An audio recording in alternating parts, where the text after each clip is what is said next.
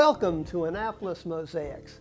Our program spotlights people in our community who are involved in activities designed to promote good human relations. I am Michael Keller, the chair of the Annapolis Human Relations Commission and your host. The commission is a city board that seeks to promote equal opportunity and to eliminate discrimination. My guest today is Joanne Matson, who is Executive Director of Lighthouse. Joanne, welcome to Annapolis Mosaics. Well, Lighthouse calls itself a homeless prevention support center. What does that encompass, and how does it relate to your mission and your vision? And finally, why is it needed? Wow. Well, that's a very big opening question. We call ourselves a homeless prevention and support center because we are more than just a homeless shelter. We provide the kinds of support that people need in a very holistic way, in a very relational way. We have two distinct groups of people that we serve. That is, we have residents who are part of a residential program. They come to us when they are experiencing homelessness and they need a place to stay. People experience homelessness for a variety of reasons. As many people who come through the door, every single one has a different story. And so one that person I was just talking to yesterday is a young woman with an infant, a beautiful little boy, and she had been paying a relative to stay in a home, and she found out that this person had not been passing on her rent payments to the landlord. So she was evicted, and so then she comes to us and she's with a child. So we're working with that. Some people come to us with addiction issues, mental health issues, family reunification issues, and so we start working with them the moment they walk through the door in our residential program to help them overcome these and empower them. We also have, we are a very deep resource for our community at large. We have people coming to us every day from the community. They come through our Safe Harbor Resource Center. We're serving about 100 people a day. We're hoping to serve even more through that program. And so people come to us for food. We have a hot lunch available every day, showers, laundry service, case management services, pantry bags, other groceries. So, and our hope is, again, and these are people from the community who are many times, some of them are street homeless, some of them are living in one of the surprisingly numerous encampments we have in Anne Arundel County. I think people will be surprised to know there's about 30 encampments, people just living out in the open in Anne Arundel County. And so some folks are coming from that situation. Others are what I guess we'd call the working poor, that these services help them to maintain the housing they have. So that's where we're helping with homelessness prevention. We believe, we all know that someone cannot sustain a home without employment, right? You got to be able to pay your bills all around. So we also have an employment, we really invest a lot in employment training and support. We have several members of our staff who that's all they do. And we also have a program called BEST, Building Employment Support Training, and that has two tracks, culinary arts and facilities maintenance. I hope I'm not talking too much for the beginning. This is very it's like good. Big question, lots of it. It's a 16-week intensive program, and our folks who graduate from that receive a national certification in what they've studied. We have a graduation coming up soon. We do 2 or 3 of these classes a year, and at this point we've graduated over 300 students from that program. So I don't know if I got all your points. I think you've done very, very well in terms of providing our viewers with a synopsis about the program. Let's focus a little bit on the issue of the numbers of people who are served. On average, how many individuals and families are served by Lighthouse, say on a typical day? And what is the average length of stay for individuals? Good question. So we serve over 2,000 people in the community, and many of the ways I described. But as I mentioned, we also have a residential program, and we pass about 200 people through our residential program. 79% of our folks who leave our residential program leave with improved employment, improved finances, and a home. So that's great, and it's very challenging in Anne Arundel County, and especially in Annapolis, to find affordable housing. So that's a big issue by itself. But at our 10 Hudson Street location, we have a 24,000 square foot space, beautiful, bright, lovely space. It's warmed and colored by another partner in the community we just love, Annapolis Quilt Guild. When we opened in 2010, our then executive director asked someone from the Quilt Guild, can you give us some quilts to put on the walls to warm this up a little bit, make it cozy? And they complied, made these beautiful handmade quilts for us, and they provide hundreds of those every year. And every one of our residents gets ones to put on their bed and then to take with them as they go. So it's just a little item of love and comfort that they have. At that shelter, we serve in our residential program. We have emergency shelter for 30 single men, 15 single women, and then we have apartments for 5 families. Depending on the size of the family and the makeup, sometimes we would double up there because we serve people in crisis from all over. In our families program, many times it's women from fleeing from a domestic violence situation. So then in addition to that, we also have transitional and permanent supportive housing. We have a couple of houses that we own. One is the Willow Street property right behind the lighthouse on 10 Hudson Street, where we have housing for 5 single women. Above our new bistro restaurant, which is the site of our former shelter, we have apartments for 4 single men. And then we also have 2 other houses. One is for a multi-generational, it's a large home for a multi-generational family, relieving them from their situation of homelessness. And then we have a duplex, which is also for 2 families. We have a new thing that's really exciting. We have a donor who's anonymous, who's provided us use of their home. We have an agreement with them. It's a home that they purchased as an investment. They are allowing us to use it. Right now we have a 3-year agreement with them, and then we're going to see how it goes. And we're using that as a recovery house for 3 of our men who've graduated from our program and are just receiving more support. So we're really, really grateful for that. Could you give our viewers some highlights of the history of Lighthouse and how it's grown over the years? Yeah. Well, a lighthouse, the Lighthouse is Annapolis's nonprofit. I mean, we are the epitome of a grassroots nonprofit. We were started when there was a need for homelessness support right here in the city of Annapolis. There was a soup kitchen for the homeless that burned down on West Street, and in the late 80s, St. Anne's Church, right in the center of town, literally opened up their doors to people who were experiencing homelessness to sleep right in their pews. And members of their church volunteered their time around the clock to make food for them and to stay with them overnight. From there, we grew into a consortium of churches called themselves Annapolis Ministries, and we were able to work with the city and friends to open up the Annapolis Ministries, the Lighthouse, on 202 West Street, which again now is our bistro restaurant. So at that point, it was still very much run by volunteers, and as we've grown and are able to meet the needs of our community, which are ever growing, we were able to, as I said, open up this large 24,000 square foot facility, which is now more professionally run, but relies so much on our community. We are 90% privately funded. A lot of people don't understand that we are, and we have a $2.4 million budget, so that's quite a lot.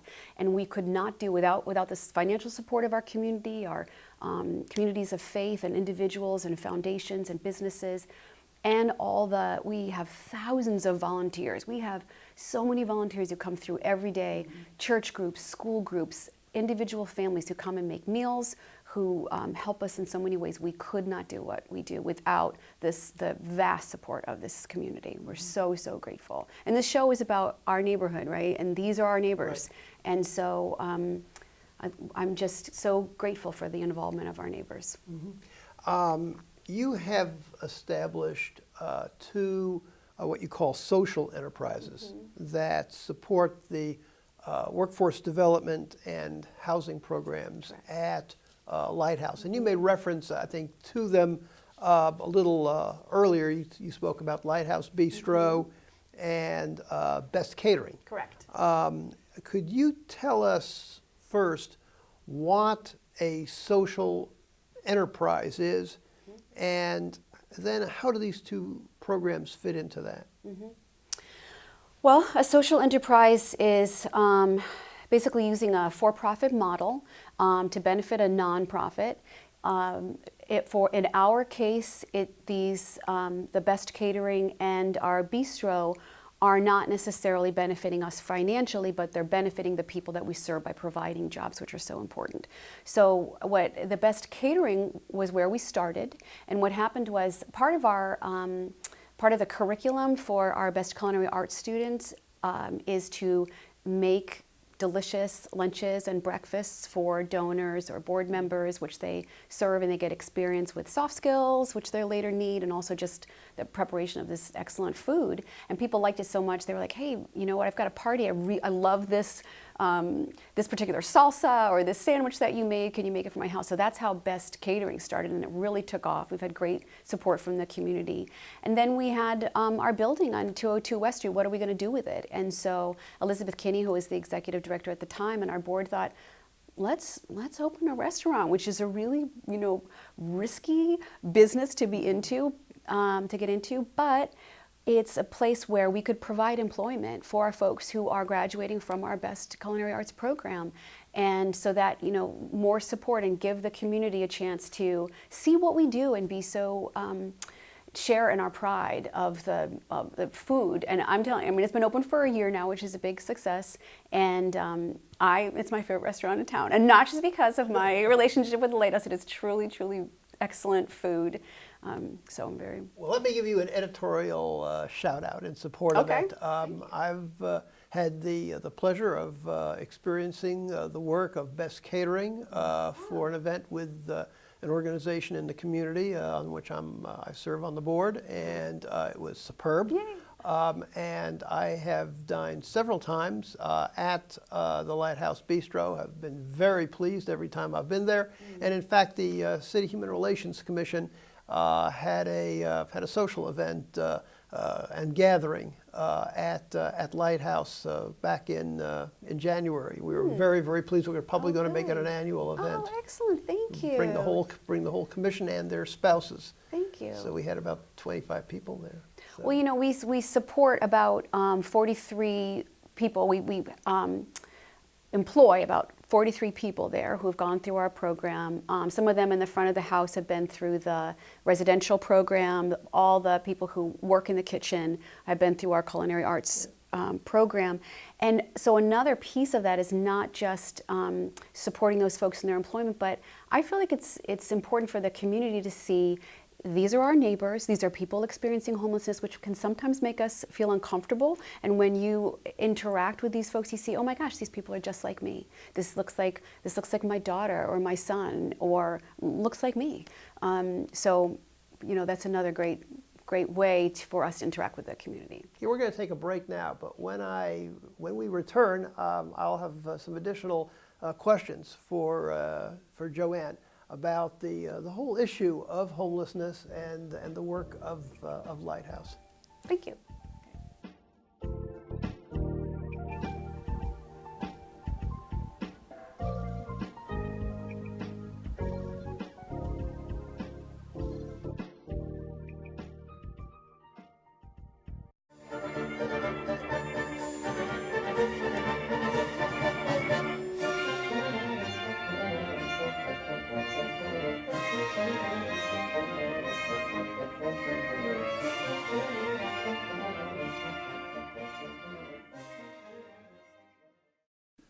We're speaking today with Joanne Matson, who is the Executive Director of Lighthouse. Lighthouse takes the position, I'm going to quote from your website, that you cannot have sustainable housing without sustainable employment.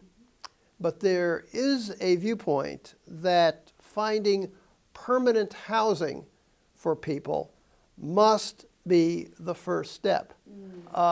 So it is a sort of a chicken and egg issue. What are your thoughts about that? What really comes first? That employment, that they actually be employed and therefore can afford to pay their rent, or that they have permanent housing and then don't have to worry about that in terms of their performance on a job? Well, it is a chicken and egg. I can totally see that. When people are in our residential program, one of the first things we do is we will actually literally pull a credit report to see what kinds of barriers they're going to need to overcome to be able to get into a housing situation. While they have the luxury of being with us, and you had asked me before, and I realized I didn't answer your question. You asked about the average length of stay for our guests, and our average length of stay is actually 91 days. So our program is designed to last about 3 months.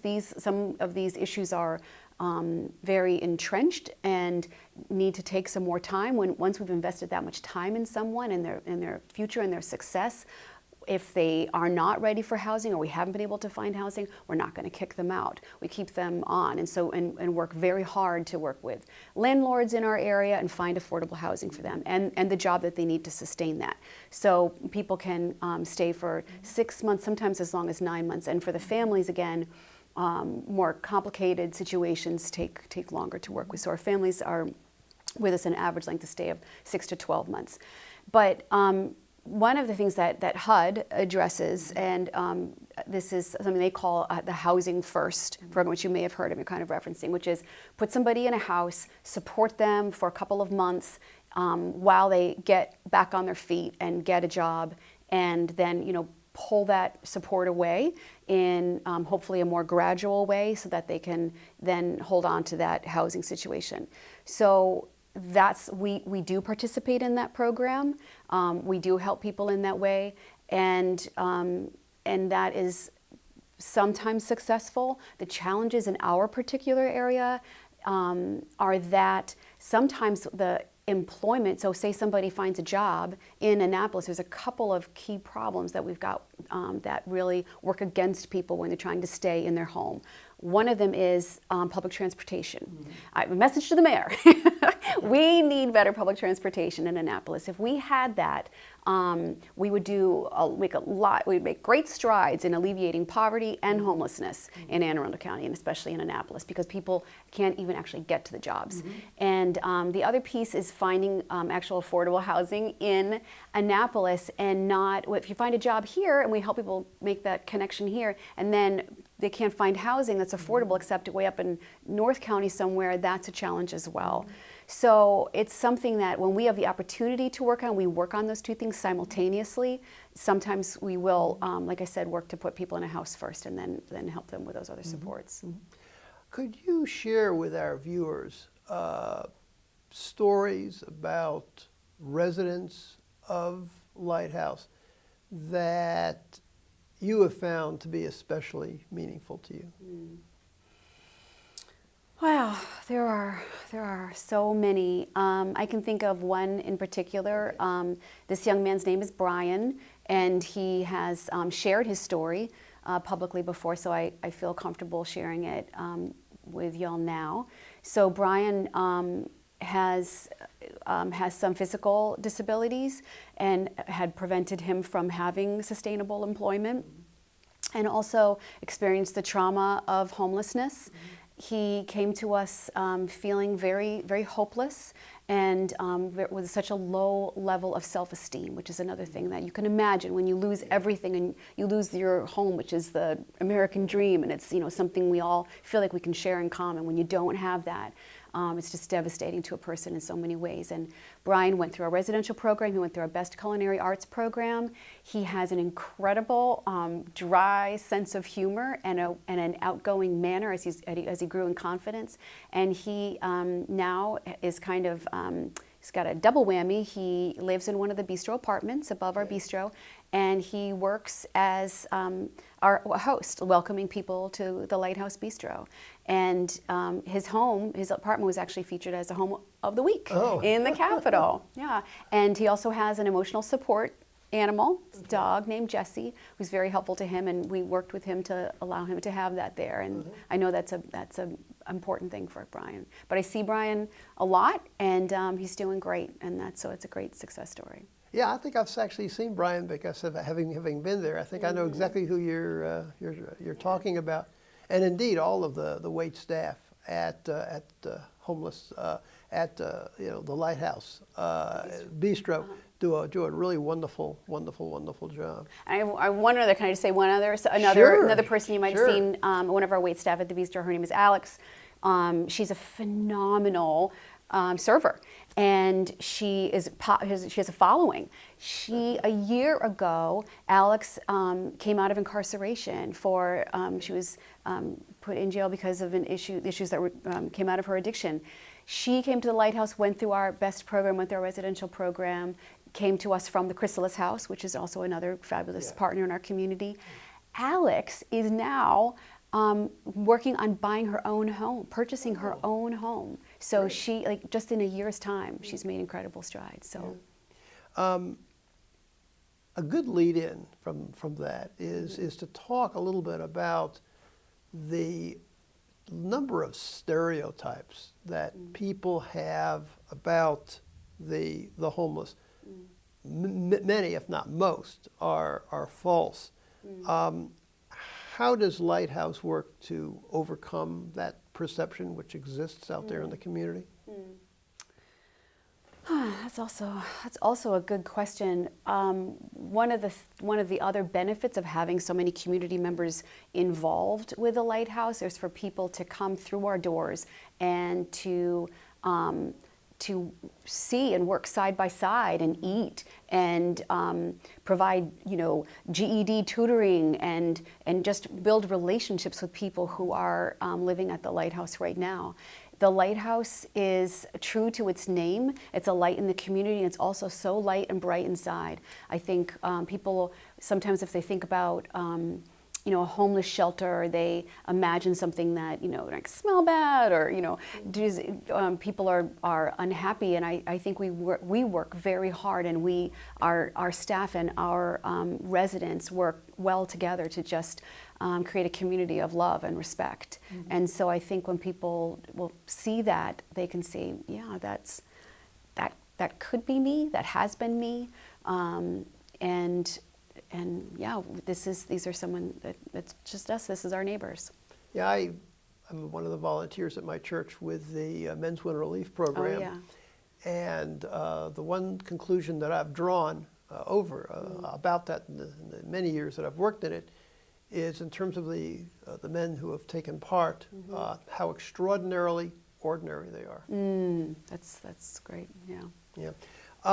You made reference earlier to the use by Lighthouse of volunteers. What do they do for you? Oh my gosh, they do everything for us. We have volunteers who serve at our front desk to welcome people, to answer our phones. We have volunteers who make bagged lunches for others in our community who are food insecure. We have volunteers who help take care of our grounds, who run our clothes closet, because we also provide clothing for people, both our residents and non-residents in the community. We have people who serve meals. A huge part of our volunteer program is our breakfasts and lunches for our residents are prepared and served by volunteers, church groups, families, businesses. And so they bring the food, they make it there, they serve it, they pray, they sit with and eat with our residents. And so that's a wonderful thing for us. Yeah. What are some of your most recent accomplishments at Lighthouse?